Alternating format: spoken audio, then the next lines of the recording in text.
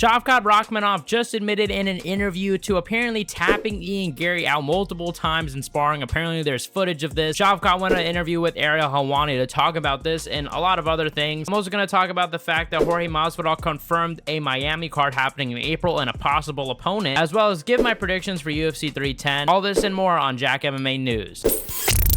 Jorge Masvidal confirmed in an interview that he is going to be returning to the UFC, and not just returning, he confirmed the location, Miami, and the month. Now, Jorge says he doesn't have an opponent, but later on, Michael Chandler on Twitter called out Jorge Masvidal, and Jorge replied, seemingly being down. I think this is a great fight to make. Like, does it make necessarily the most sense? No. One guy's a lightweight, one guy's a welterweight, but it's just a fun fight. Like, I would really like to see this. I'd probably pick Michael Chandler, honestly. The most stacked card in boxing was just got revealed, right? There's going to be a card in February given to us by Riyadh Season, and yeah, this is the most stacked card we've ever seen, probably. I mean, there's arguably 3 main events on here. Arthur Beterbiev versus Dimitri Bivol 2 is going to be the main event, and the co-main will be Daniel Dubois versus Joseph Parker. Turki also said that there's going to be another massive event outside of Saudi Arabia in March, as well as saying that he's going to try to get Francis Ngannou versus John Jones done. Options for Francis, one in MMA and one in boxing. Would that be John Jones? Has to be John Jones. Beep. Wow,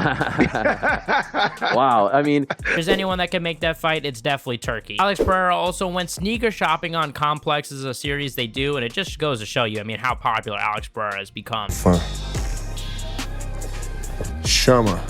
In other news, Shavkat Rakhmonov apparently reported who rejected him. Of course, Shavkat was supposed to fight Bilal this weekend. Bilal pulled out about a month ago or so, and a lot of people were rumored who was going to step in. Well, apparently Shavkat Rakhmonov revealed that Colby Covington, he declined right away. Kamaru Usman apparently accepted the fight, but then later declined the fight for unknown reasons. He also revealed, most interestingly enough, that yeah, apparently Carlos Pratas was actually offered the fight. He fought not too long ago himself because Pratas was injured, and a lot of people were pointing out Dana White talking about this a while ago, saying he has big plans for Pratas. We're saying at least he did have big plans for him up until he found out Pratas was injured and said, nah, you can't fight. So this means that Carlos Pratas was down even with a broken foot. So you got to give a lot of credit to Carlos here. Shavkat Rakhmonov also revealed apparently he tapped out Ian Garry. Shavkat Rakhmonov revealed in an interview with Ariel Helwani that there is footage of Ian Garry tapping to Shavkat Rakhmonov. Apparently they were sparring in Kill Cliff when they trained together back then, and apparently Ian Garry's wife recorded the spar, and in this video apparently we're able to see Shavkat tap out Ian Garry. We don't really have any other details besides that. Ian Garry taps.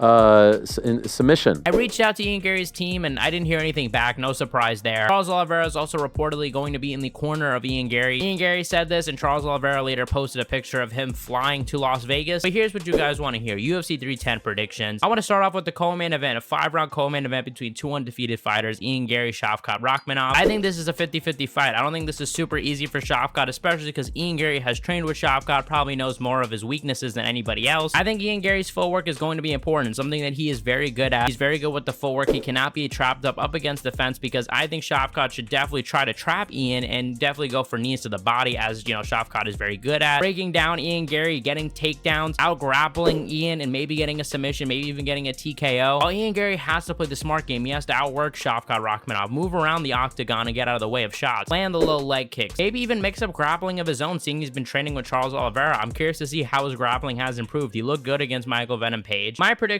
though is I think this will probably go Shavkat Rakhmonov's way. There's a lot of unknowns in this fight, right? We haven't really even seen Ian Garry, you know, go up against a grappler yet. But I do think Shavkat Rakhmonov will win a decision. I think 49-46. That's what I'm pretty confident in. But Alexandre Pantoja versus Kai Asakura is the main event. I think a lot of people are counting out Kai here. I did a YouTube short breaking down Kai Asakura, you know, all the things you should know. Go check it out. It's on the channel. But Kai is a very good striker. He's put on really good performances and really good knockouts. He's very dangerous on the feet and has great takedown defense. I mean, there's that video going around of him, you know, defending the takedown against Marab, and that's good because Alexandre Pantoja is definitely going to try to get those takedowns, and I think he should definitely try, you know, mixing in the striking with the grappling. Obviously, Pantoja is smart enough to know, yeah, you can't just go in for the takedown. You got to mix it up with the striking, feint the strikes, go to the takedown, feint the takedown, go to the strikes, and just confuse Kai Asakura, right? This is Kai Asakura's first fight. Make him a little bit unsure that he's allowed to be here. It's going to be one of the biggest stages he's ever fought in. I know not necessarily a crowd because I think he's fought in stadiums before, but in terms of viewership, you know, people watching, this is one of the biggest fights. But my hot take of the day is I think Kaya Sakura is going to get it done. I'm a little bit hesitant though. We've seen a lot this year where the grappler keeps getting the better of the striker, and I don't know why it should change now, but I think it will change now. I think Kaya Sakura has a chance. I think he's being doubted by a lot of people, and I think that he's very dangerous. I could see him knocking out Alexandre Pantoja, and I feel like Pantoja might be slowing down. We saw against Usyk, he didn't have the best performance. He's getting a little bit older, and I think it's now or never for Kaya Sakura. I got Kaya, I think, by knockout, guys. I think at some point he's going to catch Pantoja. I think it'll be very close, and then an out of nowhere shot will catch Pantoja. That is just my prediction though, because at the same time, logic kind of does make me lean towards Alexandre Pantoja. I don't know, it's very tough. I'm 50-50 on this as well. We're also going live tomorrow reviewing the full card. I'm going to do a breakdown at 4 p.m. Eastern where I predict every single fight from bottom to top. Thank you guys for watching. You guys are the best fan base in MMA. Let me know what you guys think in the comment section below, and I'll see you guys in the next one.